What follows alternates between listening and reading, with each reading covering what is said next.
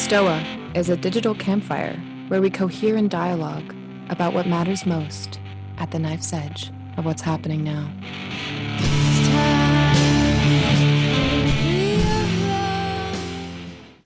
Thank you, Peter. Welcome, everybody, to our second the Body and Soul, the Mind of Culture series. We had a really good first round, I thought, jamming about matter, life, mind, and culture. So my soon-to-be here co-host, Gregg, and I are thrilled to welcome both John Vervaeke and Steve McIntosh to discuss values and transcendence and all of this. So first thing I'd like to do is introduce John.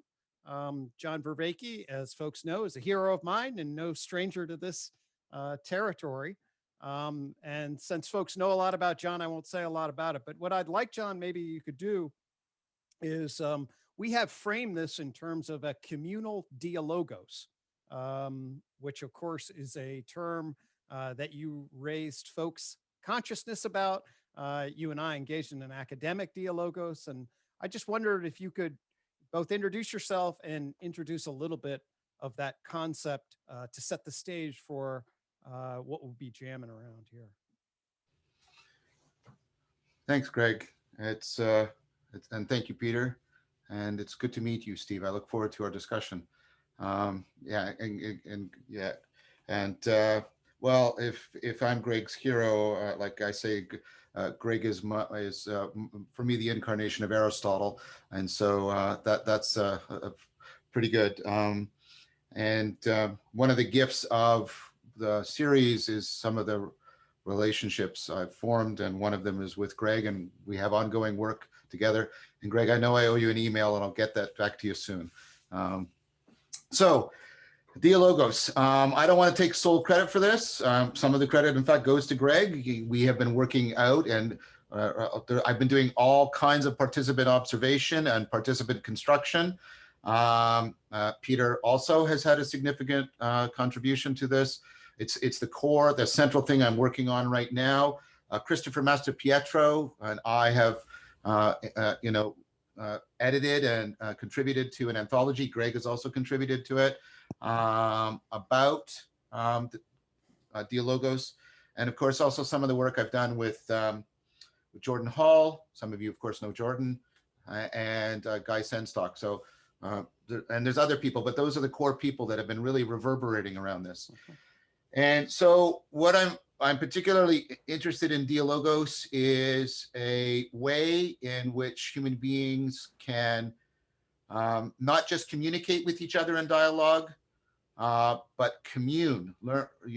Commune with each other, deeply connect with each other at the level that entrusts us to each other, that allows us to jointly envision, so that we activate and access the collective intelligence of distributed cognition in a flowing dynamic in which priority is given to mutually generated and shared insight, so that the participants all get a clear sense that they're on the cutting edge of the emergence of new intelligibility, and that they're getting to a place collectively that they couldn't get to individually. And so I've been trying to work out, what does that look like in terms of communicative practices? What are the underlying cognitive processes? What are the things that make it go wrong? What are the things that afford it going right? We've done a couple of examples of earlier instantiations of trying to work out Dialogos. My hope is the following. I'm doing sort of a two-pronged thing. I'm doing a historical analysis, similar to what I did in Awakening from the Meaning Crisis, of the whole Platonic tradition, starting, it's better to in fact call it the whole Socratic tradition, of the invention of a meta-psychotechnology of dialectic, a psychotechnology that's intended to engender Dialogos and to thereby afford the individual and collective cultivation of wisdom and virtue. And I want to combine that historical analysis with the participant observation and cognitive science theorizing about all these emerging communities of authentic discourse. You might have heard of one. It's called the Stoa. There's other ones that are emerging all over the place. And how are they emerging and what are they doing? And how can we get the history and the cognitive science and the participant observation of these emerging communities to communicate effectively with each other, both practically and theoretically? That's what I'm trying to do with Dialogos right now. Beautiful, beautiful. And I will say, as a professor, it kind of feels like that might be what the university could be doing, but rarely. So isn't it interesting? We kind of have to, as from one professor to another, it's like, that kind of feels like the academy, but it's not. So I'm glad we're inventing that. Yeah. So I'd also like to then introduce Steve McIntosh. I think Gregg is back. Gregg's a good friend. Steve and I had a great conversation about wisdom energy and values energy and its emergence. I'll see if Gregg is here and wants to introduce his friend Steve McIntosh to our communal Dialogos. Yes, I would. Thank you so much, Gregg and John. Well, Steve is a friend and colleague. He's the president of the Institute for Cultural Evolution, co-founder. And by training, I mean, he's a lawyer, he's an entrepreneur, but mainly he's a philosopher, an integral and political philosopher and author of several books, Integral Consciousness and the Future of Evolution, Evolution's Purpose, Integral Interpretation of the Scientific Story of Our Origins, The Presence of the Infinite, The Spiritual Experience of Beauty, Truth, and Goodness, and Developmental Politics, How America Can Grow into a Better Version of Itself. Thank you, Gregg. Looks like you froze up there, but those are my books. I'm working to apply philosophy in politics, in American politics right now. The Institute for Cultural Evolution think tank has recently received a new round of funding. We have a lot of luminaries associated with it who are very interested in helping America grow out of the poisoned politics that it presently experiences. But in drawing on my political work, I fall back on thinking that I've been doing over the last 15 years around the evolution of consciousness and how that co-evolves with culture and the role of what, for lack of a better term, value, how that influences consciousness at almost every level of its manifestation, and how we can find a place for its realism, maybe not its naive realism, but some understanding that value is not just purely subjective, that some things really out there are better than others and that we're capable of getting it wrong. So making the world a better place, evolving politics, evolving consciousness, evolving culture is the focus of my work. Amen. So one of the things that I was hoping, I see Gregg's getting synced up on Jules' thing. One of the things maybe, Steve, that you could talk about that you spoke to very clearly in developmental politics is what you see as sort of the different value memes across different sort of domains of consciousness, and some of the emergence that you see might afford us if we think about the ways in which different people are organized around different values, like heritage values, classic liberal values, things along those lines. And then what we may then circle back to is like, where are we in sort of the emergence of values? How do values evolve?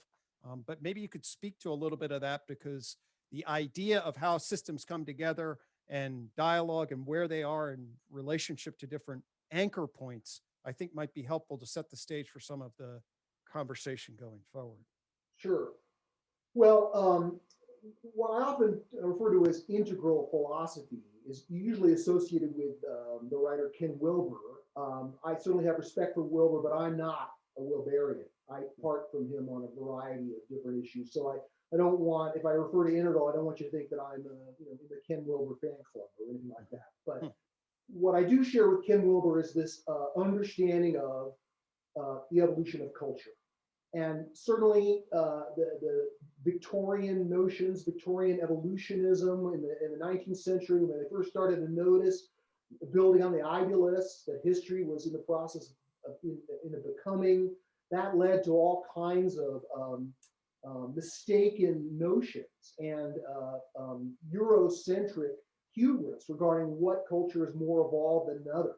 So certainly this new understanding of the evolution of consciousness and culture is not a revamped version of Victorian evolutionism.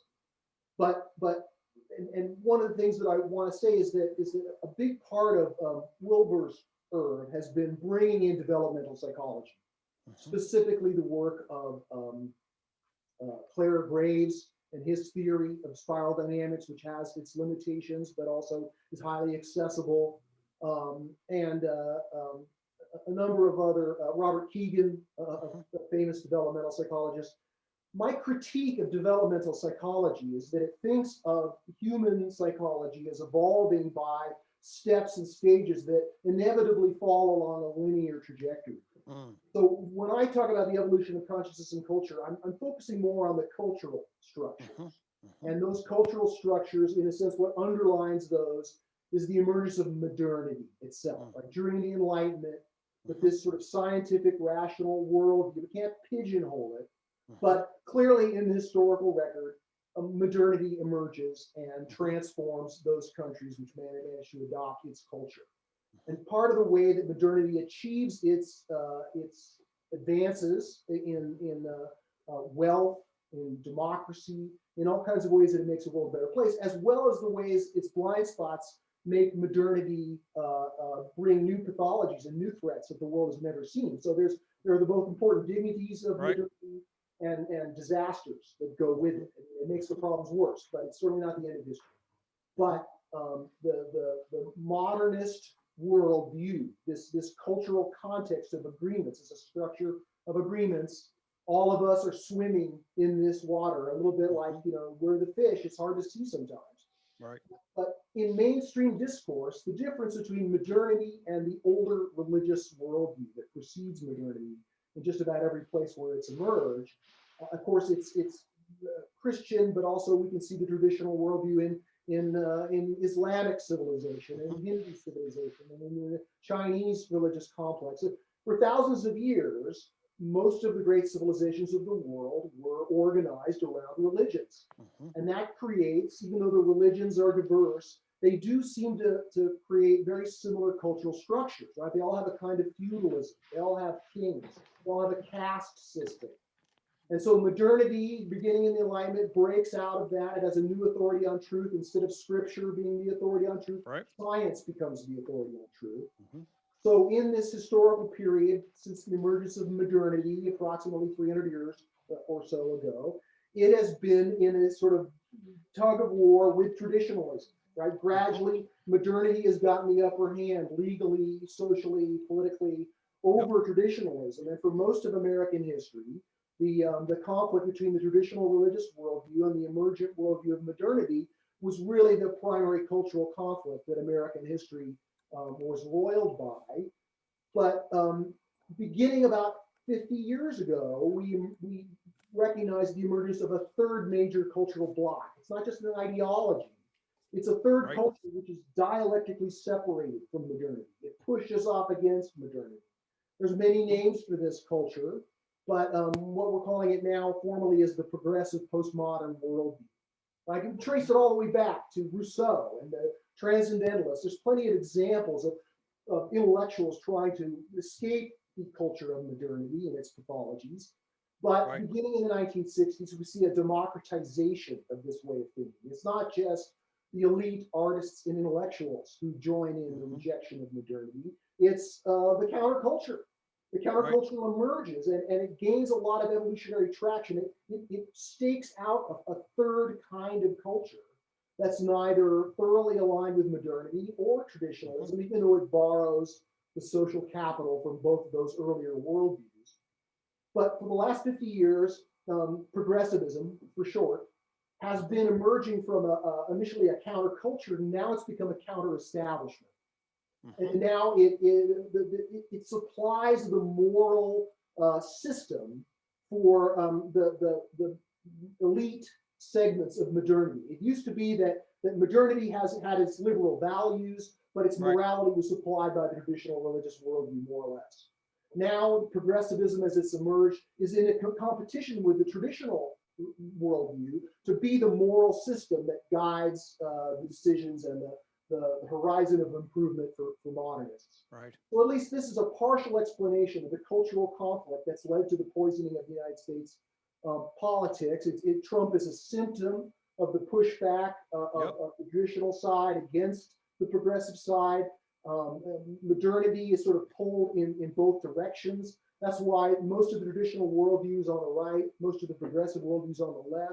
Yep. But the modernist worldview is kind of divided down the middle. So these values are overlap, and I don't want to pigeonhole or Right. create stereotyped sort of stages. Right. But modernity can be distinguished from traditionalism, and progressive postmodernity can be distinguished from modernity. And this helps explain the cultural milieu, because these worldview systems are made out of value agreements. Their corpus is in the intersubjective. Right. And that's what's really experiencing the structural emergence more than the individual consciousness, right? People's consciousness make up these worlds, Right. contribute to them, identify with them. Some people identify completely with one worldview to the exclusion of the others. Other people make meaning using different worldviews in different circumstances. But these intersubjective structures of emergence, they extend the structure of evolutionary emergence. It goes all the way back to the Big Bang. Right. And even though cultural evolution can't be conflated with biological evolution or cosmological evolution, there is this nested structure whereby something more keeps coming from something less. Mm-hmm. And how that works, how there is a current, not only of solving difficult problems, but of responding to a sense that a better way is possible, a kind of a lure, as Whitehead put it, regarding the beautiful, the true, and the good. That I like to think the term values is kind of stodgy and has a lot of baggage. I like to try to unpack that by talking about at least intrinsic values, goodness, truth, and beauty, as kind of primary values, a little bit like primary colors. I don't see these values as simply objective, but I don't see them as entirely subjective either. I think they bring subject and object together in the course of seeing and being seen. But we could talk about values, and it's the magnetism that values have on consciousness at every level. But at least that's at least some context. And when I talk about these structures of value agreements, modernity, progressivism, traditionalism, what that does is it creates a vertical dimension of normative growth, right? Certainly, modernity is not better than traditionalism in every way. Progressivism brings its own new pathology. Each one of these systems of values has very important dignities and also unfortunate disasters. So the idea is that we can begin to reckon, if we want to make the world a better place, we can't flinch from the responsibility to recognize better and worse. Not in a linear way, not in an absolutistic way, but in a way that says a culture where you have equality between the sexes, where you have equality between the races, that's a more evolved culture. A culture where the morality is more world-centric than it is ethnocentric. That's more evolved. That's a more evolved culture. It doesn't mean that it's simply better.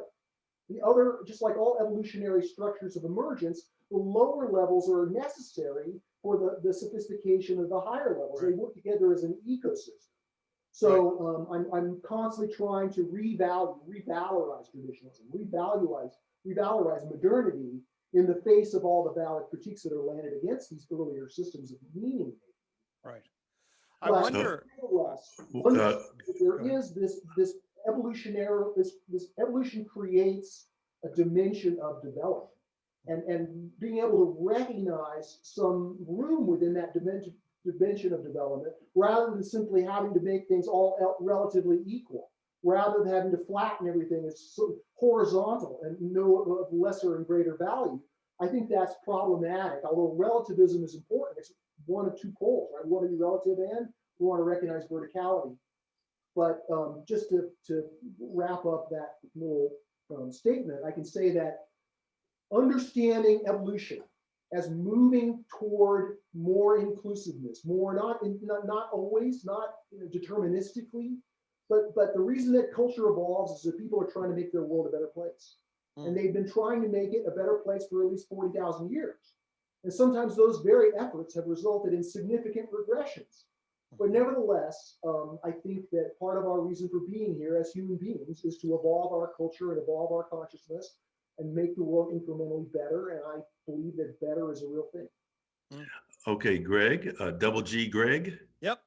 Okay, so let me just say that to all here, I apologize for my technical difficulties. Thank goodness my wife has a computer that was not too far by, and I was able to transition. I want to also say on Steve's behalf, because I saw some people comment in the chat, right before we came on, Steve had technical difficulties with his mic. So you're hearing him back in the room. That's unfortunately what we have to deal with. Now, can you all hear me fine? Yep. Yep. Okay, good. Okay. All right. So what I'd like to do is I'd like to ask John to comment on what he heard Steve lay out. We have quite a bit that we can discuss, but one of the reasons that I was excited to bring the two of you together, you and Steve, John, is because I heard you in a conversation with a young man, I'm trying to remember his name. He has a 5-part podcast on evolutionary, I'm trying to think of his name. Steve, you know what I'm talking about. It's on conscious evolution. Thank you. Right. Conscious evolution. And you and he really talked about whether or not evolution has a teleology, which means a directionality and some type of purpose. Now, before you respond to that, I do also want to say that in our first session last week, which featured physicist Stefan Alexander, evolutionary biologist Stephen Ogbunu, and Gregg and I, one of the things that Brandon said as an evolutionary biologist is that evolution doesn't actually have a direction per se. It said what evolution does is solve problems. Okay, so I just want to bring that in, and then please comment on anything I've said, and certainly what Steve said. Well, thank you. Steve said a lot, and it was very rich. Perhaps, some very important convergences. I similarly, and some of you who've seen Awakening to the Meaning Crisis, give a historical analysis. And I think I talk about something very similar to what Steve is talking about. We talk about a cultural cognitive grammar that seriously constrains how people make sense of the world. And you can see a history in this. And the history of that is the loss. For me, what I'm interested in is how people make meaning, how they respond to problems of self-deception, how they establish connections. And that cultural cognitive grammar is creating a worldview that is housing and homing ecologies of practices by which people try to cultivate wisdom, overcome self-deception, establish connection between themselves and the world, each other. And that cognitive cultural grammar has gone through as I think this agrees with Steve, we've lost a religious worldview that really homed a lot of those practices. I think one of the issues, and perhaps my take is a little bit starker than Steve's, I'm not sure. I think what happened in the Enlightenment is the worldview shifted to one particular aspect of our cognition, the propositional, in a way that left the procedural and the perspectival and the participatory behind. And yet those, and this is what the current cog-sci I think is arguing, those are the levels at which humans need to do most of the work to overcome self-deception, to make meaning. And so this has been sort of a disaster, a disastrous trade-off. There has been the acceleration of the accumulation of knowledge and information, while most people, and there's a lot of evidence pointing towards this, are suffering from a wisdom and a meaning famine. And I see postmodernism. I don't like to lump it together. I'm very critical of that. This is one of my harshest criticisms of my friend and colleague, Jordan Peterson. I don't like lumping postmodernism together as if they're all saying exactly the same thing. There are deep and important differences, for example, between two postmodernists who I've read rather deeply, Foucault and Derrida, and simply treating them as the same, I think, is unfair. But I do think there are and I'm not accusing Steve of that at all. That's why I mentioned who my target was. And so I see postmodernism as, I think I see it more locked into modernism, in that I see that it's bound to modernism as being not an inherently constructive project, but a project that is predicated on a negation of modernism.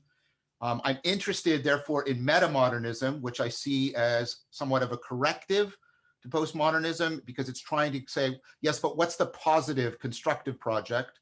And so I tend to look at postmodernism and metamodernism together as White might be foreshadowing what's coming. So I think I wanted to be clear about this, because I think dialogos really depends on people really recognizing and appreciating and understanding what they're saying, what other people are saying. And I'm trying, I hope to both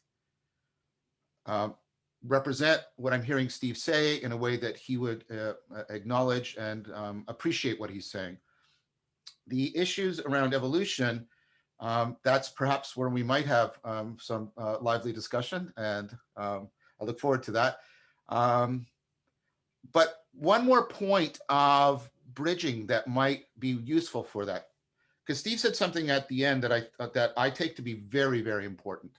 I've even coined a term for it. I've talked about a lot that we have and this is, I think, one of the disastrous dichotomies that the Enlightenment gave us. There's the mind-body dichotomy, mind-world dichotomy, and they interweave and they mutually support each other. And then we vacillate between romanticism and positivism in the culture.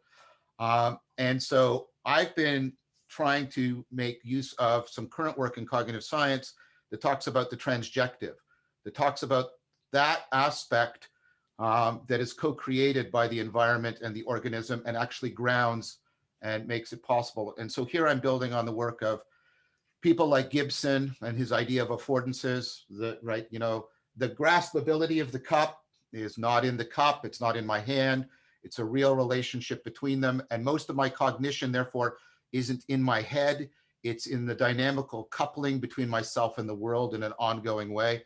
And so seeing transjectivity as central for meaning making.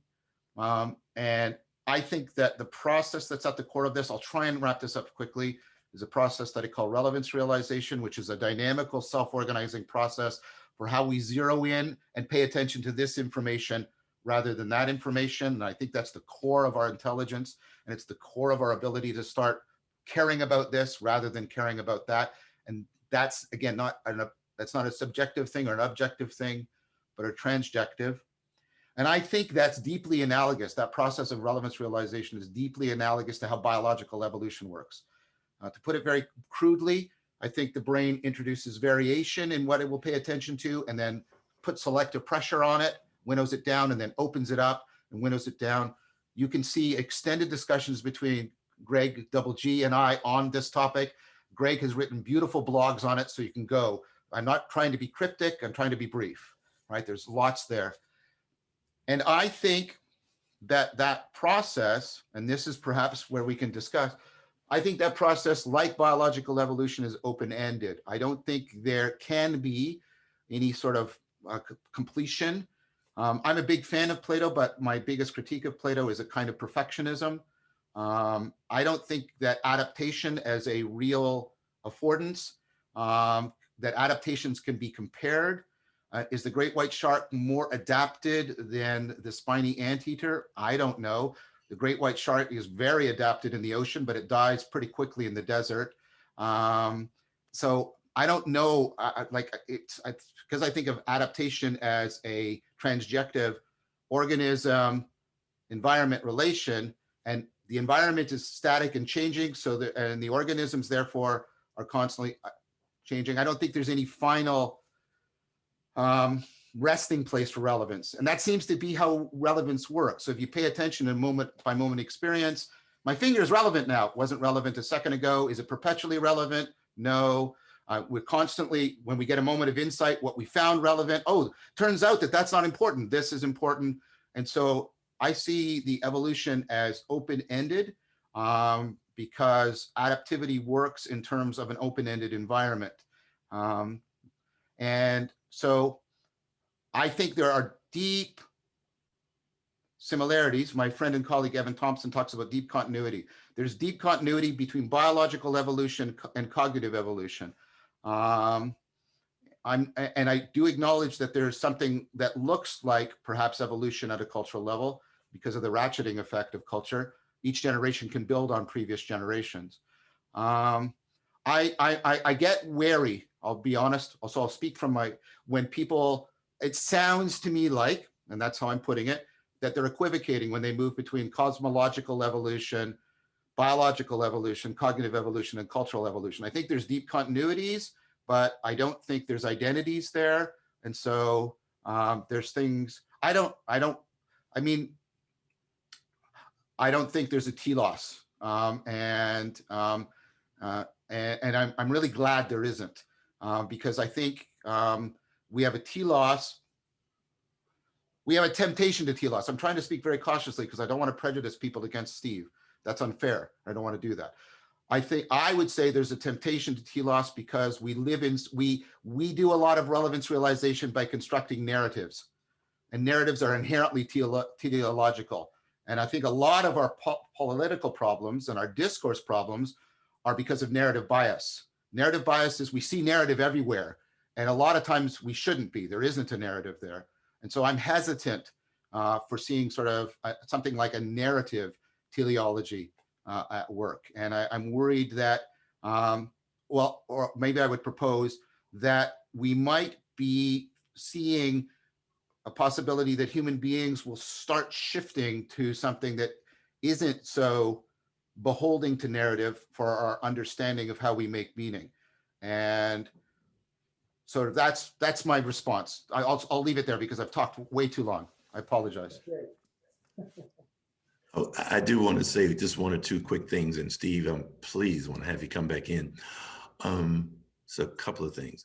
One, it's very interesting that Steve is an integral philosopher, and he looks at the integral stage as following postmodernism with a very similar type of acceptance of aspects of traditionalism, modernity, and postmodernism with a critique, but an acceptance of the best of the previous in the similar way that metamodernism does.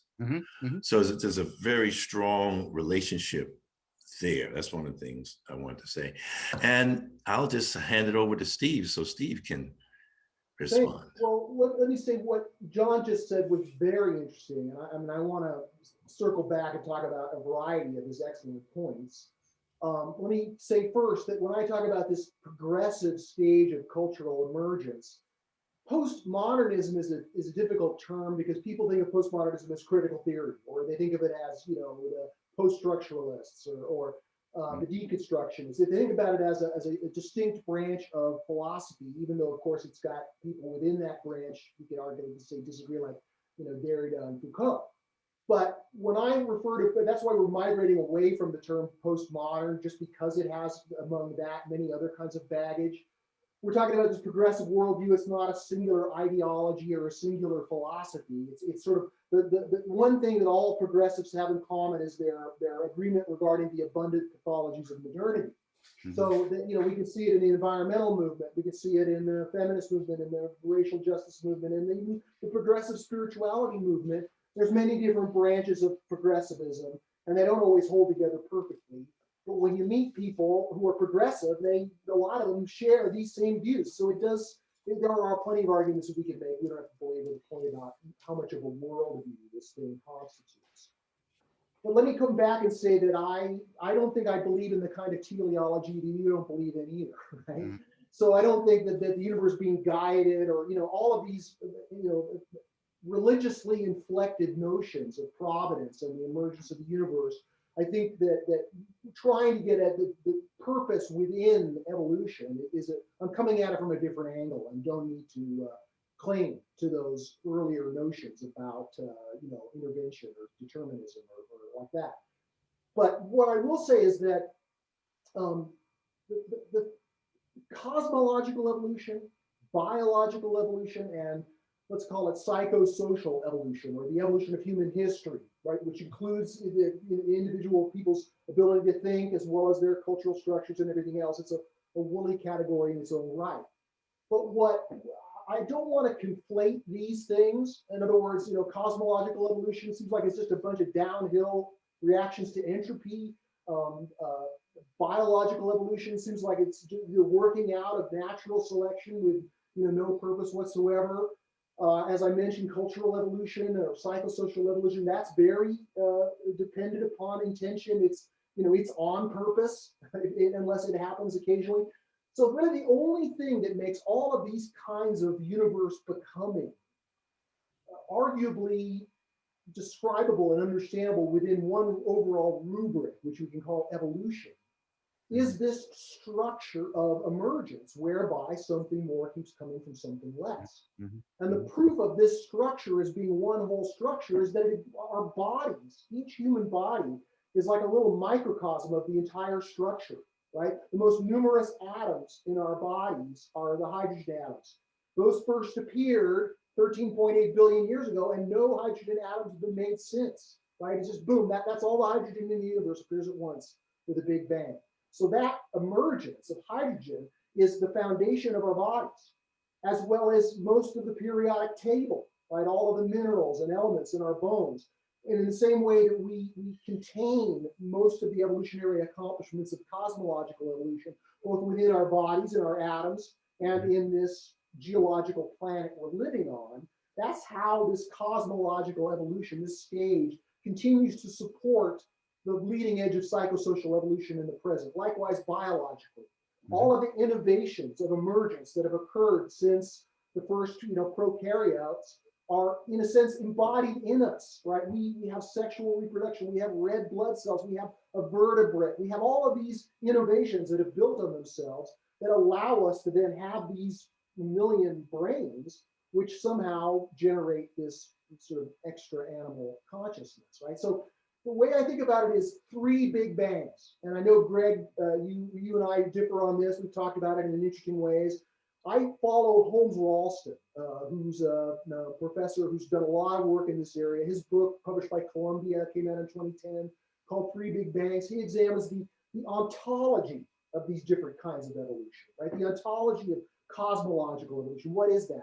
Biological. And he recognizes that within the original emergence of the Big Bang, the second Big Bang with the emergence of life, and what he argues convincingly for as the third Big Bang with the emergence of humans.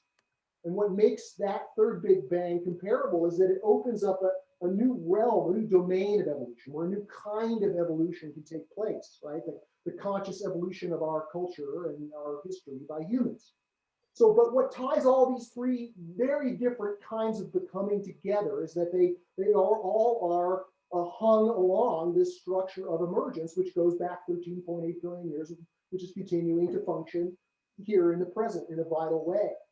So when I'm talking about cultural evolution as its own domain, I'm talking about human history. Clearly, the evidence is we now have this global civilization that encompasses the planet, like something more has come from something less, and there's many ways in which we could distinguish it from regular biological evolution. But the point is that this universe that we live in, this finite universe, is in the process of becoming. And at least here in the realm of cultural evolution, much of the becoming, whereby something more becomes, depends upon human action, human intention, which is driven by human purpose. So whether or not we can claim that there's the purpose of the universe in any kind of teleological sense, what we can say is there's purpose in the universe because we all have it and use it daily to get out of bed. So the fact that there's purpose is a vital part of what it means to be human, and it's the primary driver of this third domain, this third Big Bang realm of the evolution of human history. And so understanding how that occurs, why animal needs can be satisfied, but human needs can never be satisfied, because as soon as we take care of one set of needs, we awaken to another set of way the world can be better. That's part of what drives these worldview structures, is their horizons of improvement. And so it gets to the point where the worldview's done as much as it can.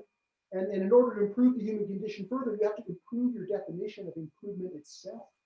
which is what constitutes this new value agreement membrane, which creates this intersubjective system that persists across multiple generations, of which colors our current cultural condition.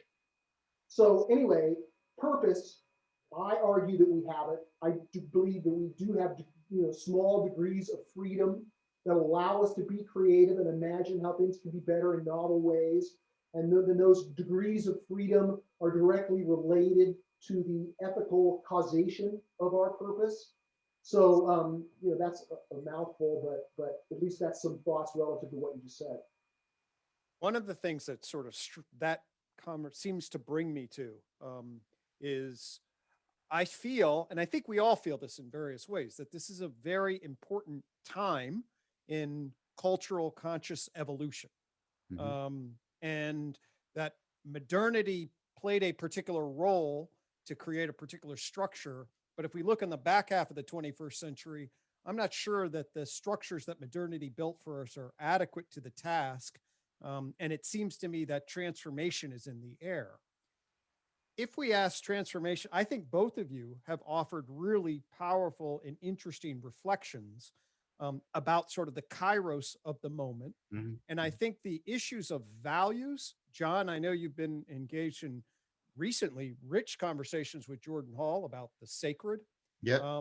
And so what I'd like to throw in here maybe is get both of you reflecting on, as we think about this moment and think about values and transcendence, how do we reflect on the values that will guide us in particular ways? And how do we create intersubjective spaces that will enable us to be guided by the kinds of values that will have the kinds of consequences we hope for? Should I speak now? Yeah. Yes, John. Okay. So let's perhaps I can both respond to Steve and respond to you if I zero in on kairos, because I think that's a good way of putting it. So there just may be a semantic difference between Steve and I. What Steve talks about is evolution. I talk about is emergence, because that's the more frequent term that's used within cognitive science. And then I also worry about emanation, because possibilities seem to be structured, not just actualities. And that actually is something you see in Whitehead as well too. He has God structuring possibilities, and then and then the emergence. And so that's not even, that's an idea that I see a lot of people converging on. And then I'm getting to kairos in one sec. I think one of the main drivers of emergence, and you see this in biology and you see it in cognition, is a process of complexification, whereby a system becomes a complex system. And systems complexify if they're simultaneously differentiating their parts and integrating them together. You see that a zygote becoming a full-fledged organism. There's both differentiation and integration. You get emergent functions because the differentiations allow it to do different things, and the integration means it doesn't fall apart and get at cross purposes as it does different things. Now, the thing I see about complexification is it's a double-edged sword. I see complexification affording transcendence, but I see complexification at work in depression taking shape and having emergent properties that were not there before. So I see complexification as a double-edged sword. And kairoses are typically bifurcation points. They're points of complexity. And the main argument I would make is we complexify cognition in order to try and couple effectively to the complexification of reality. And I think I'm hearing Steve say something very similar.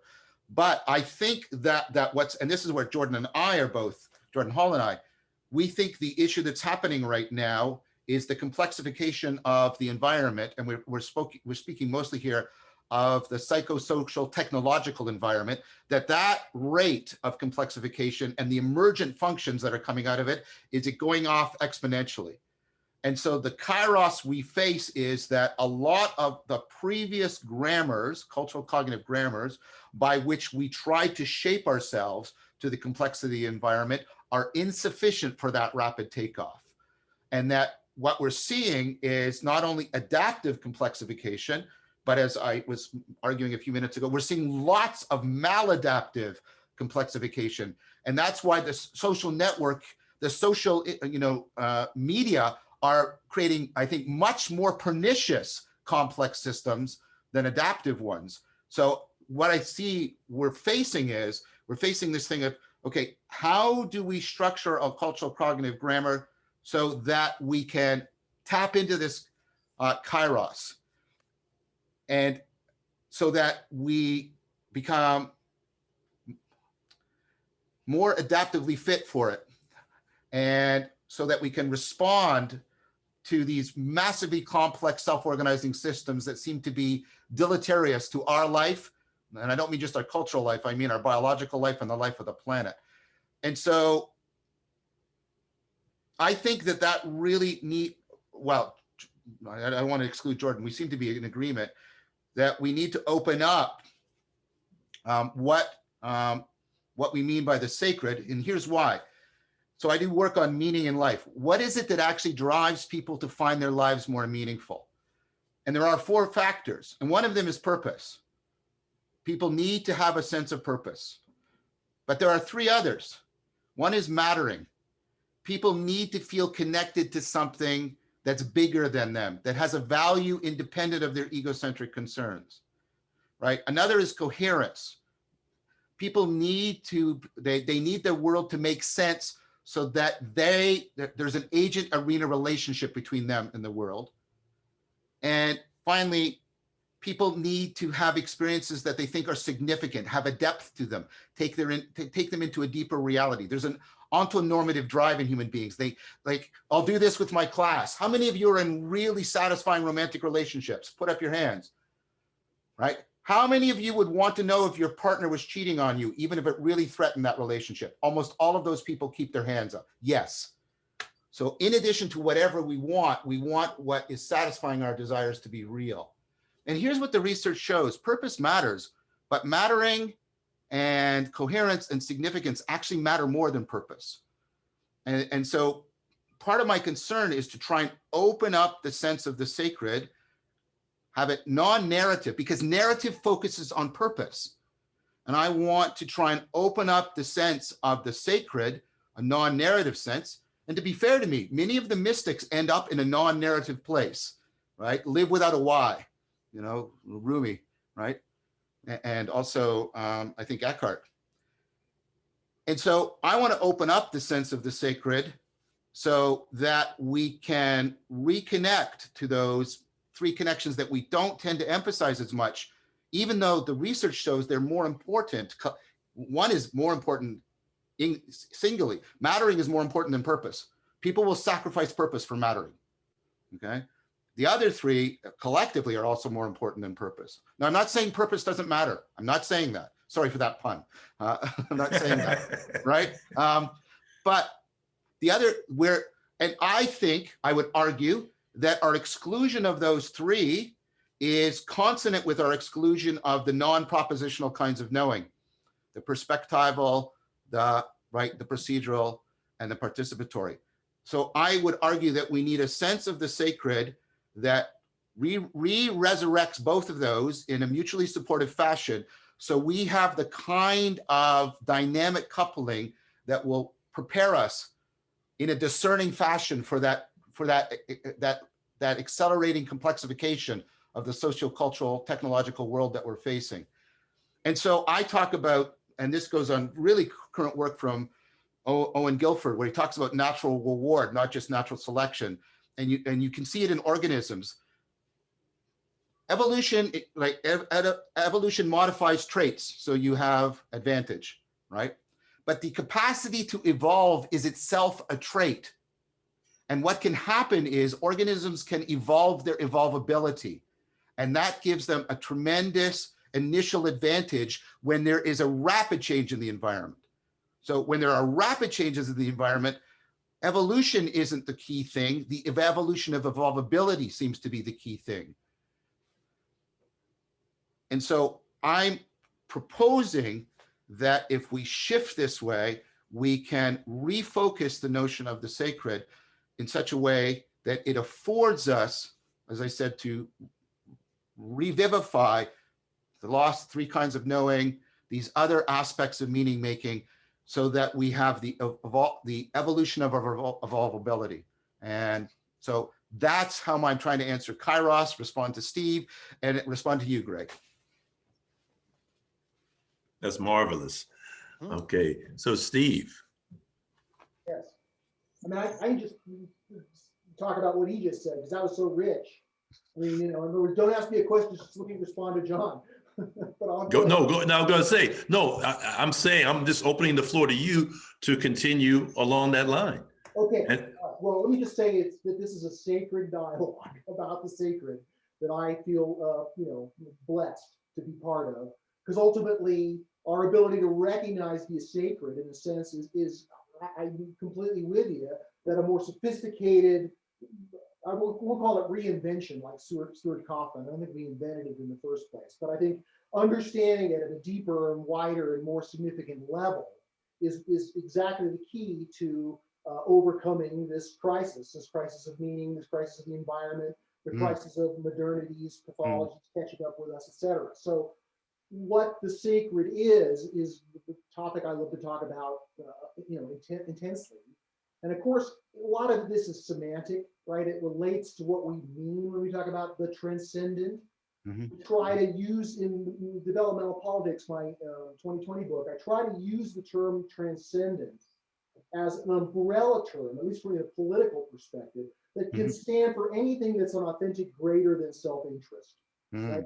So we all have self-interest, it's rooted in our biology, but I argue that this self-interest is directly interdependent with some kind of greater than self-interest, right? So like it says, in the Bible, where there is no vision, the people perish, right? So something in Maslow recognized this, went from self-actualization to self-transcendence, Viktor Frankl, transcendence is well accepted, but what it means philosophically, how we can unpack it and directly tie it in with this idea of the sacred is very important work. You're doing it, I'm doing it our own way, so it's great to come together and talk about it. When I think about the transcendence, I mean, just the literal definition is it's going beyond. But more important, I would say that the greater than self-interest, which has the ability to fulfill human needs, I mean, not like a false transcendent interest, like the antique car in your garage that you love and want to devote your life to, but no, something more noble than that, hopefully. And it can be secular. It doesn't need to have a spiritual ontology attached to it. But nevertheless, there's this pull. In the same way that we feel a pull to our self-interest, I think many people, most of us, feel a pull to find something that's transcendent, to connect, to be congruent with it, to matter for it, to do all of those, to relate to it in all the ways that you just ticked off, right? I mean, the purpose being, again, we're getting into the semantics of it, right? So I don't want to get hung up on the word purpose. And I appreciate that there's something about the transcendent in its fulsomeness, which is, in a sense, non-dual, right? It's not part of time. And it escapes the narrative structure, because a narrative structure is a sequence in time, right? I mean, so even though the finite universe is highly narrative in its structure from the Big Bang onwards, there's something about the sacred, something about this magnetic power that pulls us or that draws us deeply to find and serve, if you'll pardon the term, something that's transcendent. There's something about the transcendent which goes beyond time. It goes beyond the narrative structure. It goes beyond purpose or any kind of goal-oriented thinking, because it's simply one, but yet there's more to it. We don't have to just rest in the oneness of it. There's a deep unpacking and indeed a political relevance. I spent a lot of time in the book talking about the political significance of transcendence and how we can rediscover it in a way that doesn't mean a regression to the pre-modern religious worldview. Charles Taylor has done some tremendous work in this area. I agree. I think that he, also misses a lot of things. So unpacking what it means to have this transcendence or sacred understanding for the 21st century, I think that's where the leading edge of human understanding is right now. I do want to ask, and this is for Double G, John Vervaeke, and Steve. Okay. So I want to stay where we are. I love the sacred. I love the spiritual. And I would like to add energy to this because energy is in the title of this event. And Gregg Henriques, double G, talks about wisdom energy. You have talked about gravitational pull, and then you've now transformed to another form of energy. Values as energy. You had virtues in your last book also. I know, John, since I've watched Awakening from the Meaning Crisis, values and virtues are also very important to you. But what I would like to specifically ask about, and this is Steve, and this is based on Steve's work, he talks about interdependent polarities, right? Mm-hmm. And one of the most, frankly, profound interdependent polarities that I've seen in his work is, on one hand, you have the non-dual, on the other, you have the love of God. And Steve is one of the only ones that I've seen recognize both as polarities, that you have both these dimensions, and that together they kind of form a circuit, a virtuous engine of sorts. I can't explain it. Steve, you certainly can, but I really would like you all to riff on that. And if you could also add panentheism. I asked this because last week, one of the things that Stefan Alexander, the physicist, said is that one of the cutting edge perspectives in physics is that when you look at quantum reality, it looks as if some type of panpsychic something is real. So I know panpsychism is different than panentheism, and I don't know how much time we have, but this stuff is so juicy for me, and I got you guys here, so please. You want us to adequately address all of those things you just said? I apologize. I know it's not the time, but to really unpack it. But if there's a way to summarize or at least touch on the points that are relevant to you. Well, let me see if I can just do 3 minutes and then let these other guys talk about it so I can at least tee it up. One of the things that makes the emergence of life in the second Big Bang distinctly different is, as Lynn Margulis puts it, life is matter that chooses. And that choice, I mean, even though we could say that these prokaryotes, that their choices are completely like an algorithm, that it's instinctual, it's pre-programmed.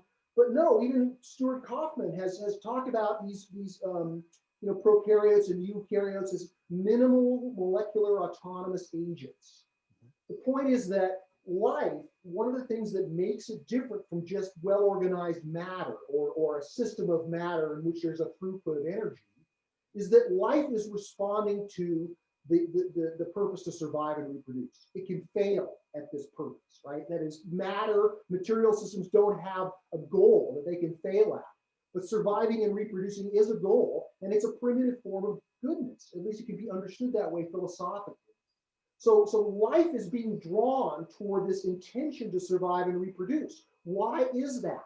I don't think it has an adequate explanation within materialism or physicalism.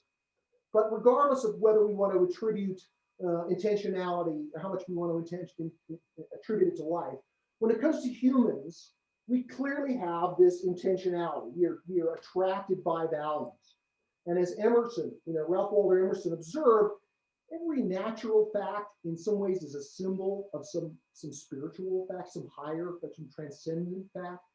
And I've put a lot of weight on that notion with the idea that here in the physical universe, we have this ubiquitous feature of the electromagnetic spectrum, right? Energy is a big part of what it is to be in the finite physical universe.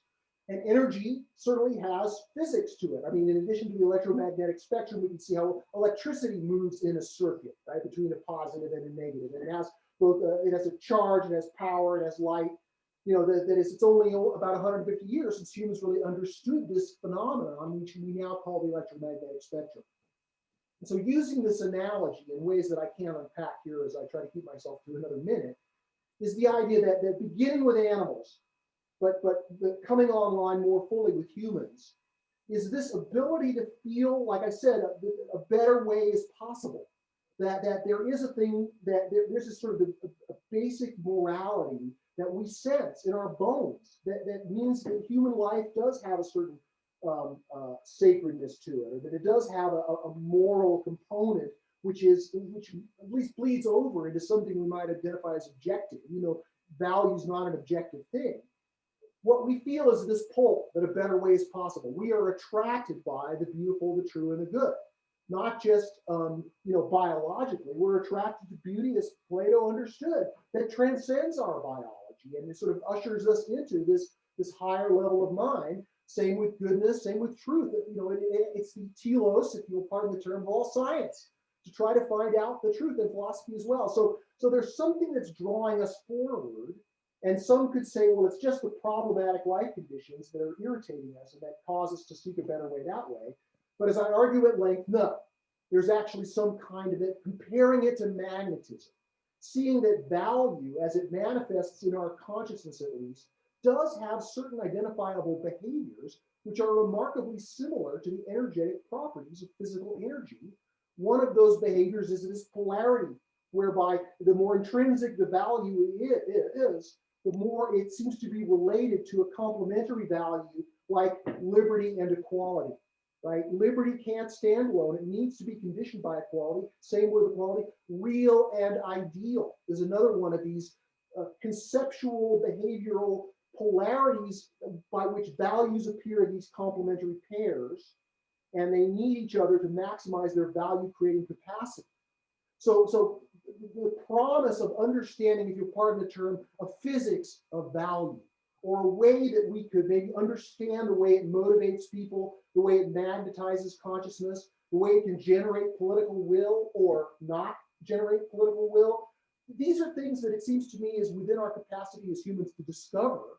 And the promise of discovering these things is that they'll revolutionize psychology, they'll revolutionize politics when we can generate value energy more intentionally and more safely in ways that can uplift people, uplift the human condition in powerful ways, just as we've learned to uplift the human condition by harnessing physical energy.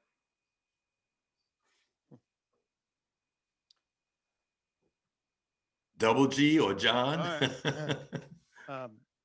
I'll offer a few thoughts and then pass it over to John. So a couple of things. That resonates a lot with me. I think of our cognitive machinery and then our collective intelligence as anticipating possible futures, creating liminal spaces, making predictive elements that have particular values. I believe that we're guided in a recursive relational relevance realization way by whether or not we're known and valued and are oriented and drawn toward that. And we're also afraid that we'll be rejected or injured. Okay. And we try to then balance whether or not we have power and love, whether or not we have freedom or dependency. And when those are positively synced, I see in the clinic room all the time that there's a coherent integration around a true felt sense. And when I see that individuals are in a polyvagal defensive spot, they're polarized, they're hyperdependent and then counterdependent. They drop to power, to be hostile, and then love, and they defer and they fawn. So I think what you are saying at an individual level makes sense to me in dyadic relation. Then we drop up to the political collective. Yeah, I think liberty and freedom and appreciation of hierarchy, but at the same time, need for fairness are all positive values. And I do believe that there were searching spaces for potentiality. In fact, why this makes this a sacred conversation for me is precisely because there is an intuitive sense that something in all of the complexification, we better attend to the potential values that serve as liminal lodestars that we should maintain faith in. And that to me is the searching for that and to be in relation. And the last thing I'll say in relationship for me, the concept of wisdom energy, I went, as people know, I'm a systematic narrative justifier that then wants science in all of its boxes. Okay. That's my physicist mind, masculine mind, but I'm actually, my starting point professionally is a feminine therapeutic heart, to bring into the world a way of being that cultivates wisdom, cultivates well-being and flourishing, and holds suffering in a particular way. And it's the essential being of that I sort of encountered in wisdom energy, and in relationship to like the love of God and non-dual. For me, essentially what that was is a transcendent flooding that both hits at the meta and then grounded me at a very basic level. And then ultimately, I think that plugs right into John's stuff, where it's really like, hey, I'm just walking my dog Benji in a participatory, perspectival, procedural way. And the flow is such that I'm barely talking to myself. So that's how I know I'm grounded in wisdom energy. If for that's what I mean. And like the propositional narrative sort of drifts into the background and being itself in a good way. Well, that just felt the raw worked energy of that. So That's beautiful. So John, you go next, and then Peter, please, let's bring in some folks into this Dialogos. Okay, thank you. So, wow, this is a lot, which is great. It's good to be put into a zone of proximal development by this conversation. So, I suppose where I would start about the energy thing is to point back towards virtue. Virtue originally meant a power. That's why we still say you do this in virtue of this, and a power is a structure of conditions and constraints. It's not an action. And so I think what you can see in biology, even in your own biology, you can see that how systems are adaptive, how they're self-corrective, is they have opponent processing. Your sympathetic nervous system is biased and always interpreting things as you should increase your level of arousal. Your parasympathetic system is biased and saying you should always decrease your level of arousal, and they're like this. And neither one has the answer. And what they're doing is, by opponent processing, they're constantly dynamically restructuring your level of arousal in trying to keep in sync with a constantly changing environment. Now, I think at the political level, we've replaced the idea of democracy as opponent processing, where my best chance of self-correcting is for you to challenge me with adversarial zero-sum game. My best chance for winning and getting the power I want is to destroy you, to debunk you, to demolish you. And social media is really pushing that. And what I think that what we lose, right, is we've lost, I think, one of the most fundamental opponent processing, which is that we're both individuals and we have individual cognition and we belong to distributed cognition. I like the way Tillich talks about this.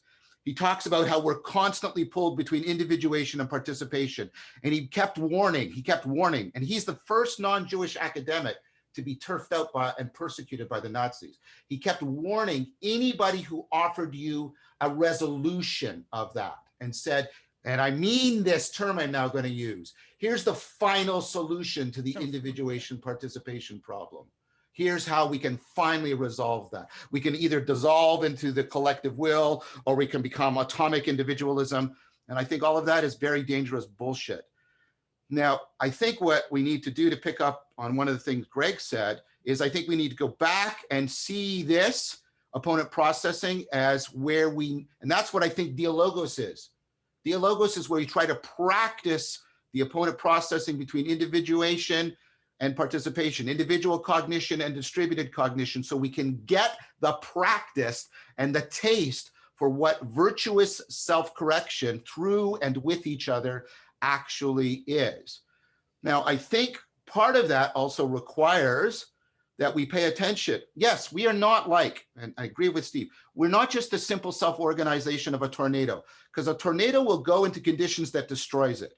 We're autopoietic. We are self-organizing to seek out the conditions that will maintain our existence. And so we do have that. How is it relevant to me? How is it relevant to me? How is it relevant to me? But there's a difference for us. We are all born and depend on agape. We depend on the fact that we also asked the question, and we had parents who took seriously the question, not how is this kid relevant to me, but how am I relevant to this kid? How am I relevant to the conditions that will make this kid turn into a moral agent who can pursue long-term goals of meaning and happiness. And that's agape. And agape is the thing we need in order to bring back, right, to counterbalance, right, help us to get the sense of we need a sacred that both homes us and makes us, oh, a home is how things are relevant to you and you're safe and you're secure and you're well fed, but it also should take us to the horizon of the horror. And that's what Otto argued. The sacred is both the home and the horizon of the horror, because the horizon of the horror is where you have, and that's what beauty is too. Rilke said, beauty is the terror that just doesn't kill us, right? The horizon of the horror is when we are really open to this question, and this is the Socratic Platonic question. How am I relevant to that? How do I matter to that? And I think that's what, and I would say the virtue that's missing from us is the virtue of reverence, which is the virtue of how we expose ourselves to awe and open ourselves up and afford real agape. So that's how I would answer that. I gotta say this, John, what you convey is more than just what you say. I talk about that. I know you do. I know you do. And I just say I felt that. I think everyone else felt that because it's coming from such a deep place of integrity and intention. And then this is so touching. It's powerful. Thank you, man. Thank you. Yeah. Thank all of you. Amen. Well, thank you. I mean, I want to thank Gregg and Steve. I wouldn't have gotten to that place without them. I mean, that's clearly the case. We could feel it, you know. Power. Oh yeah. Oh yeah, man. Yeah, that's right. That's right. We could feel it, man. So, Peter. All right. Oh yeah, I just want to clarify with our guest today. Is there a hard stop at the top of the hour? Because we're scheduled for 90 minutes in total. Not for me. Not for me. Not for me. Okay, cool. So we'll try to squeeze 2 questions in. They're quite good. We'll take in David first. Hi, David guys. Collins. Thanks for a great presentation yet again. And I know each of you, Steve and John, have a response for this. So I'm setting up just a little bit of a straw person for you to play with. But whether we're talking about evolution that embodies purpose, or somewhat, by contrast, we're talking about a non-narrativized opportunity for meaning to emerge.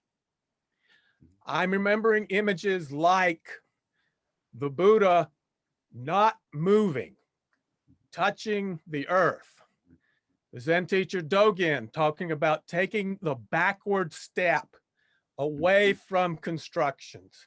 And even Plato talking about turning around, a conversion to look at where our ideas come from. So somewhat teasingly, I'm seeing as potential contrasts those images of staying put or even moving backwards to put up against questions of a teleological purpose or a growth in meaning realization. So I just invite you, I already know you guys have a lot to say in the direction I'm already heading, but I invite you to play with those perspective contrasts. I could jump in because it gives me a chance to circle back to what Gregg mentioned regarding this polarity of spiritual experience, or it might point to different ways of experiencing ultimate reality. One of the things that I write about in my 2015 book, The Presence of the Infant, which it's a book about spiritual experience and all the different varieties of spiritual experience and how that relates to evolution and cosmology and ontology, etc. There I talk about the practice of my argument for these 2 different, what I call as attractor basins of spiritual experience. The non-dual attractor basin, which has been experienced, in various levels, and certainly in the level of samadhi, by mystics throughout human history in almost every form of spirituality. Certainly a very important and humanly significant form of spiritual experience is this samadhi. But also relevant to human history and powerful, although somewhat out of fashion, is this idea of the spiritual experience of being loved, and that the universe is a loving place. And there's something about love, the spiritual nature of it, that's irreducibly relational, that it has a problem fitting into a completely non-dual ontology. If there's no separation, as Advaita says, then how does love fit in? I mean, that you can kind of fudge it and say it's just this radiating love of the Dharmakaya or whatever, but and again, I try to get down to brass tacks by saying, no, if love is going to be real, then there's got to be a relationship, at least philosophically thinking. And that leads to this powerful attractor base of spiritual experience, which has been recognized, again, even the most non-dual religion, Buddhism, still has many powerful theistic elements within it. And while there have been some people, some have argued, most notably the perennial philosophy of saying that, well, this theistic experience is a lower level from the ultimate non-dual experience. But I argue against that too. I say that realistically, that these two things can complement each other. We don't have to put them in a hierarchy. But how this relates to your straw man is, I would say that in the practice of these kinds of spiritual experience on one's spiritual path, that these are exemplified by loving engagement and wise non-attachment. So I've not been in the Buddhist practice, but I've come to appreciate it much more and more over the years, and what the meaning of wise non-attachment is, and its connection to an apophatic, or an emptiness, sunyata conception of the sacred. And I've tried to practice non-attachment as much as possible. And it's a deep and wide spiritual practice in its own right, which I've come to appreciate deeply. But I also see how wise non-attachment is directly related, or is in this one of these complementary polarities with this idea of loving engagement, right? So when it's with your kids, you want to have a certain amount of wise non-attachment. You don't want to control them. You want to let them be their own people, etc. But you also have to be loving engaged. You have to care deeply. It matters whether your kid, gets hit by a car because you weren't paying attention. I mean, so being able to see these as two legs of our spiritual progress, I think it can help us appreciate the place for loving engagement and how its ability to create value or spiritual experience is related to our ability to take a more apophatic non-attachment perspective too, because both can be true at the same time. That the infinite is present within the finite, and the infinite's not narrative. The infinite is eternal, universal, existential. Whatever this thing is, this metaphysical infinite that is the ground and foundation of our finite universe, I would say that it appears to us in these forms of spiritual experience, both as the part and the whole, as the non-dual and the loving. And so that's a mouthful, but at least that's talking around the subject a bit. That was beautiful. And I think that's really profound. So let me try and respond. I think it was David. I think the standing, I practice Tai Chi Chuan. And so making a space and standing backward is often how you win, although you're trying not to win. You're trying not to try, as Slinger Lin so famously put it. So making space is often very different than forcing. So the Wu Wei, you don't try to force, right? You try to do, we try to use a word that I've already talked about. You try to afford, which is the different from forcing. And so this is, and I think the Asiatic traditions, Shunyata and Tao, they're by no means identical, and I'm not doing some Western, homogenizing them. But, and I think the Kyoto school was very good at pointing this out, the work of Nishida, Nishitani, etc., is that there is a realism about possibility and evaluation of possibility that has not seen the same appreciation in both senses of the word of understanding and value, maybe three senses, understanding, value, and gratitude for. In the West has been very oriented towards actuality. We even use actual as a synonym for real. which is a very problematic way. Do you love me? My love for you is I actually love you, which is the same as I really love you. And of course, that's not even scientific, because science depends on real possibility. It depends on things like potential energy. It depends on E equals MC squared, which is not an event. It's a constraint. It's a universal constraint that shapes possibilities. And so I think that one of the things that we need to recover is a way, and I'm going to get back to Steve's other point because I thought it was brilliant and beautiful. We need to recover the reality of the potential and give up. See, Aristotle gave it to us, but the person who gave it to us like this. Actuality and potential, right? And it needs to be given like this. And I think the potentiality is where we are getting the non-dual, the at-one-ment, the eternal, like where is E equals MC squared? That doesn't make any sense. It's a no thing that's nowhere. It's like the definition of God in the 24 philosophers, right? Its center is nowhere and its circumference is everywhere. But you also need things happening. You need the actual. And I think, so that's the non-dual. And then the actual is things acting on each other. And for us, I would argue through being cognitive agents, relevance realization is not cold calculation. Every moment I'm caring about your faces much more right now than I'm caring about the wall behind me. Every moment is a moment of complex, massively dynamic, salient landscape of caring. And that's the actuality that is pointed to in loving, I think. This is how I'm hearing Steve. I'm hearing him say, right, you've got the eternity of the real potential, and you've got, right, the existence, that the Heraclitean presencing of actual engagement, of loving engagement, and they're equally real to our realization in both senses of the word, becoming aware of and making real our realization of the sacred. So that's how I would respond. And I like you, David, I'm worried about language of just acting and just moving forward.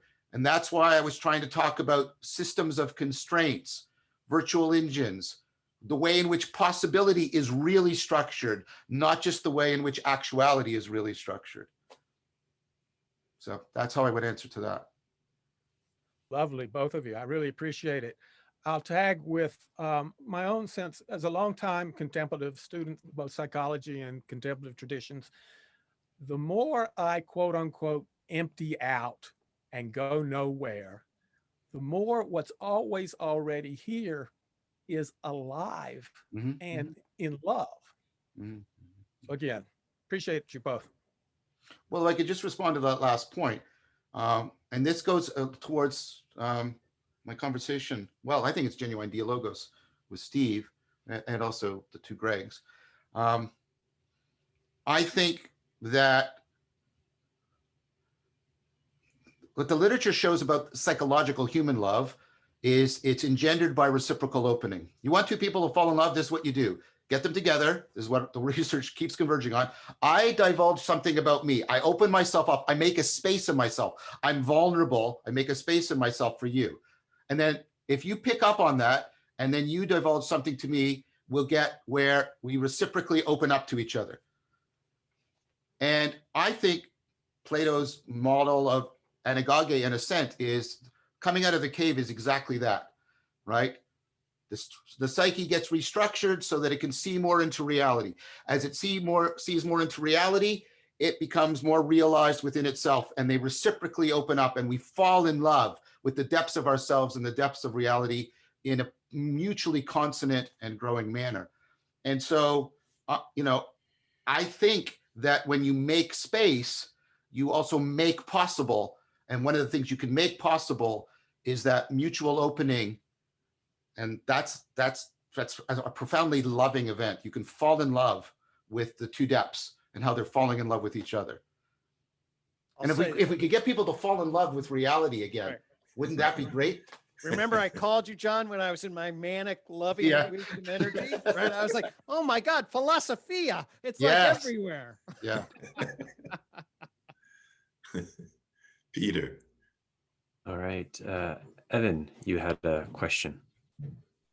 So this is from way back in the beginning of the conversation that I asked this question. And I guess you guys sort of went into this a little bit after I asked it, but just to get some more clarity here, I'm curious. So it sounded like there was at least something of a move towards assigning a telos to evolution itself, right? And so I had some curiosity around what we get out of that, basically, because the way I look at it, at least, is evolution. It describes the sort of system that has replication, variation, and selection acting, right? And that one of the really cool things about having this notion of evolution, right, this thing we can point to indexically with the word evolution, is that it explicitly doesn't have a purpose or telos, right? Mm-hmm. And so I'm wondering what we get by saying that evolution has a telos that we don't get by saying the system has a telos, like the whole dynamical field in which the evolution is taking place, because that's at least compatible with the standard scientific senses of the way the word evolution is used. So I'm just curious, for those who were speaking in those terms, what do you think we get for saying that evolution has a teleology to it? Well, certainly the word evolution is a battleground of meaning. And one of the places where that battle is the hottest is between physicalism, and those who want to recognize something more than physicalism. It doesn't need to go all the way to supernaturalism. But certainly there are those who want to make evolution mechanical. And I resist that. I think the word is worth fighting for. I think it's worth expanding. But I'm happy in conversations like this to fall back on the word emergence, like John mentioned. He likes to call it emergence, because that's ultimately what we're talking about. We're talking about this, like I call it, the structure of emergence that keeps, whereby something more keeps coming from something less. And all these somethings more, all these levels of emergence apparently are online and functioning, as I explained in the model of the human body. So rather than getting into the debate of whether biological evolution has any larger telos, I would say that the purposes of animals by itself is in a sense a powerful argument for biological telos. But let's just set that aside for a second, because that's a different argument. The argument that I'm most concerned about is improving the human condition, improving American politics, improving suffering in the world, overcoming climate change, all of the urgent conditions that we find in this world of trouble and suffering, which I believe we have a duty to get our arms around. And if we're going to get our arms around it, one of the things that's the most powerful new truth to emerge on the scene is being able to recognize how the culture itself is evolving, right? That was the foundation of Hegel's entire philosophy, is that he saw history was the movement of spirit. I'm not a Hegelian, but I do recognize that there is a structural element to what's emerging, and it's not just technology. It just can't be reduced to the physical. It has to do with this intersubjective domain, wherein agreements about values create cultural spaces of meaning making, which they act as platforms for the human condition to improve or to go backwards, right? It's not an upward escalator to the good, but it is a circumstance in which I think that finding the transcendent, finding the sacred nature of reality, falling in love with reality because it is sacred and because we have a role to play in this opportunity, at least, to move towards something transcendent. I think that emergence is highly relevant to that understanding. That we're not completely escaping the narrative structure, even though we don't want to be completely captured by it. We want to be able to step outside of it and see it through wise non-attachment, or see it in its non-dual potentiality. But I would say we also need to balance that with our own duty to make the world a better place, our own duty to be the best people we can be. And that is directly related to this pull of transcendence on emergence. So that's at least one way I can respond in a quick way. But obviously there's a lot more that we can argue about regarding your question. I'd like to just piggyback off on that, because here's my take. I think that the power of science in modernity and the centrality of physics in science has a huge impact on our modern cognitive grammar. Yeah. And I think it's got a kind of impact that causes us to be blind. I was just listening to a Mindscape podcast with David Haig, an standard evolutionary biologist, talking about the telos of organisms, like to survive and to have goals to mate. Okay. At a descriptive level, organisms expend energy to survive and to mate. All right. But his biological colleagues, because what happened with the modern scientific revolution is that there was Galileo assaulted Aristotle so dramatically. And the metaphysics of Aristotle got so basically castrated that we can't talk about any kind of functional causation, formal causation, final causation in particular ways, that the biological, psychological, and social levels get fundamentally undermined for the purpose of science, descriptive, I believe. So that's painful. And then when we think about our meaning in our own life, when we think about what Newtonian ideology meant for Christian and the Christian dual version, and that was what was capital meaning, the intersection of that really created a particular kind of grammar that I think leaves us undervaluing value. And so for me, the issue of thinking about purpose and mattering and reestablishing reverence, as it were, any number of those is absolutely central to re-inject these kinds of conversations. So I agree. I think we should be cautious in some ways, but I also think that from my vantage point, I say this as a agnostic, atheistic naturalist.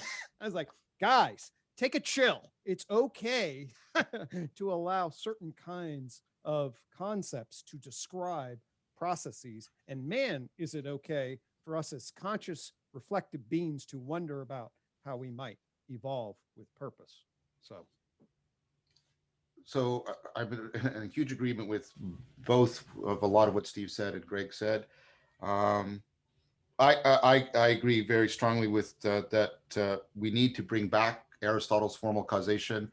Alessio Uraro in Dynamics in Action, I think just made I think that's one of the most important books in cognitive science in the last 20 years. And she just made fantastic arguments. Terence Deacon made some similar arguments in Incomplete Nature.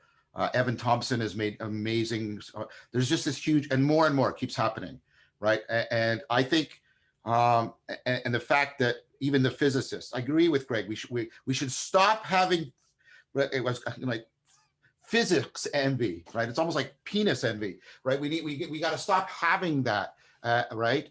Because look, actually pay attention to the history. Biology is generating way more theoretical ideas, way more theoretically innovative than physics. That's what's actually happening right now. And it's been happening for the last 40 years. We should be paying more attention to biology, way more attention. The other thing I wanted to say about that is to go back to the original question that was asked by Evan. And it's good to see you again, by the way, Evan. So here's why I worry. So your question was what's added by putting in evolution. Here's why I worry about making, and Steve is very nuanced about this and caveated, and he's bracketed, and I'm respecting all of that. I'm not being dismissive of it, okay? So I'm explaining what I think, and I want to acknowledge it and be responsible to it. But my concern as a cognitive scientist is I think there's deep connections between intelligent design and purpose. And I think we are purposeful creatures because we can intelligently design things.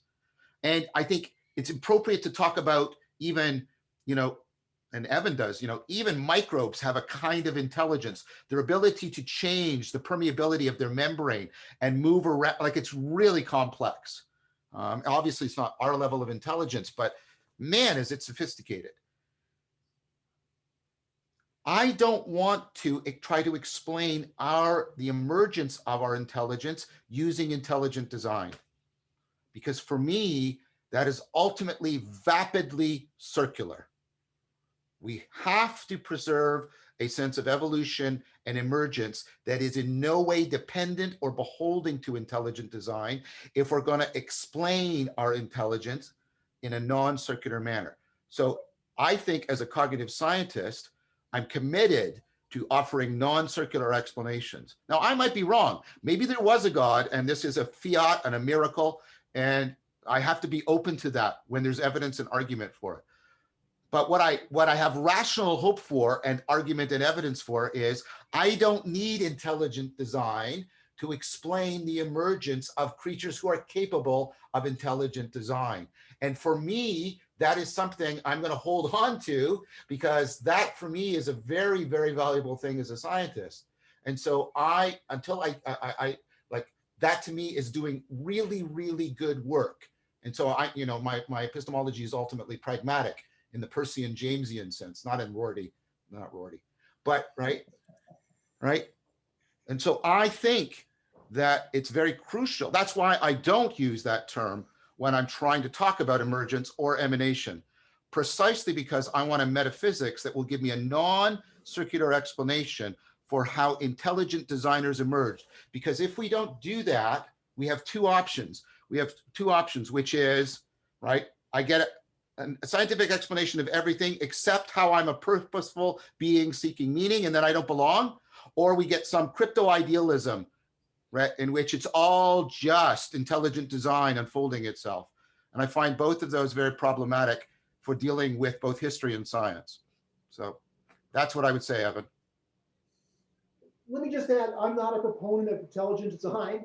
No, Steve, I really wanted to be clear that I wasn't attributing that to you. However, I mean, clearly, and if we can explain the emergence of us, the intelligent designers, without any prior intelligent design, that'll be, of course, a giant scientific triumph.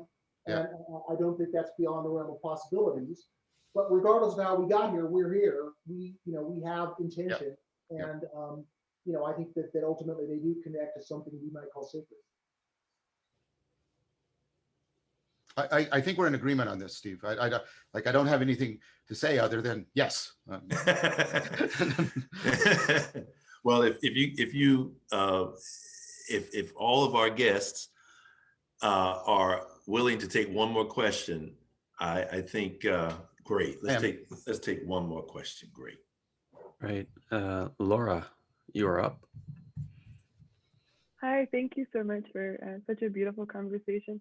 I guess I just have this question, like having seen so many traditional religions crumble for a variety of reasons, having kind of, a common theory, right, that this is all just any language that we use for it is just a language, right, a kind of poetry or mythology. I fear that there has to be work done to say that there's some, like a sense of the sacred that's strong enough to kind of get people through spiritual crises. It's like, how do you have a faith that like actually will carry you through great doubt unless you have had some kind of mystical experience that confirms for you, ultimately that is there. Can I answer this question first? Because this is the crux of what I do. This for me is the center of my project. And I think that your ability to do relevance realization is already that. You're already, and this is not some frivolous ornamental poetry that you sing as you trip through the meadows. This is the guts of your cognition. If you can't do relevance realization, you're not an intelligent, adaptive cognitive agent. It is the guts of your cognitive agency. That's why you care so much about meaning making and making sense. And then what the sacred is the sacred is a set of practices. It's an ecology of practice that allows you to deal with the double-edged sword of relevance realization. Because relevance realization is making you adaptive, and it's simultaneously the source of your self-deception. Because if you're finding this salient, you're ignoring this. And that's the core of self-deception. That's how we deceive ourselves. We can manipulate what we find salient and relevant by how we direct our attention. That's how all the bullshit in our culture works. And the sacred is that which affords our caring about things that enhances our relevance realization so that we overcome as much as we can the self-deceptive side and we enhance the ability to zero in on what really matters right now. And wouldn't that be wisdom? And if you have a scientific account of wisdom and meaning making, isn't that good enough? It should be good enough. It should be good enough for any spirituality. That's what I would argue. Let me underline that and say, well put, both in form and substance. And let me add that one of the ways that I advocate we can recover spirituality is through an understanding, a deeper understanding of the spiritual, the everyday spiritual experience of the good, the true, and the beautiful, and related intrinsic values. We can include freedom and love and all kinds of values, and they just bleed over into virtues, and we could make a philosophical distinction between values and virtues, which is probably worth doing. But this idea that the good, the true, and the beautiful as concepts that create a kind of a conceptual cathedral that allows for spiritual experience that doesn't depend on any belief system. It's not dependent upon spiritual dogma. It's not only directly experiential, but not only can you experience the good, the true, and the beautiful, but you can create.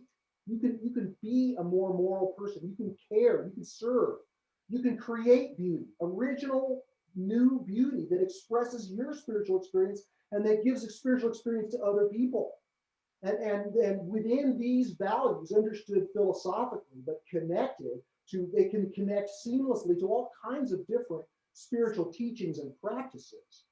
But the fact that the infinite is present in the finite, not just in a samadhi experience, but also in these experiences of these intrinsic values, the warm feeling that you have for your loved ones, the exquisite beauty of Beethoven, right? The truth of the unification of science and spirituality coming to the same realization. These things are unmistakably experiences of spirit. And I think that while our spiritual experiences ultimately require spiritual practice and spiritual teachings to be fully alive within us and to give our lives that connection to the transcendent, I would say that it's an excellent starting point that can be compatible with a secular view, but nevertheless develop this virtue of reverence, which you mentioned, John, which is in a sense related to faith or related to the ability to connect to the transcendent. Like Blaise Pascal, right? The philosopher said, human things must be known in order to be loved, but divine things must be loved in order to be known. And so this idea that we're experiencing the beautiful, the true, and the good as a kind of a loving of the sacred, of reality, that opens the aperture for us to experience the spiritual nature of those realities more and more. And I would say that's a spiritual path worth examining. I thought that's a beautiful articulation from both of you. Laura, I think that's a beautiful question. It's a wonderful thing. I'll simply say, for my own journey as a psychotherapist and a scientist, finding that holding space when people are suffering and brutalized by life, and to be finding the ground upon which to rebuild life in those contexts has basically been my own quest also. So thank you so much for raising that question. I think it really is at the heart of a lot of the kinds of stuff that we have to work through. All right. Wow, this has been wonderful. I want to thank Steve McIntosh, John Vervaeke, my partner in this series, Dr. Gregg Henriques, all of you who attended, who asked questions, who participated in the chat, some who just listened, but you were there. And of course, the steward of the Stoa, Peter Limberg. Thank you. Thank you all so much. Next week, we've got 2 on one day. At 12 o'clock Eastern time, we'll have 2 guests. We'll have Nora Bateson and Diane Musho Hamilton together at 12 noon next month. And then at 5:30, we'll have Zach Stein and Daniel Smachtenberger together with us. So it's going to be fabulous. So I hope you all can come back. Gregg, you've done a great job leading this, man. Thanks so much.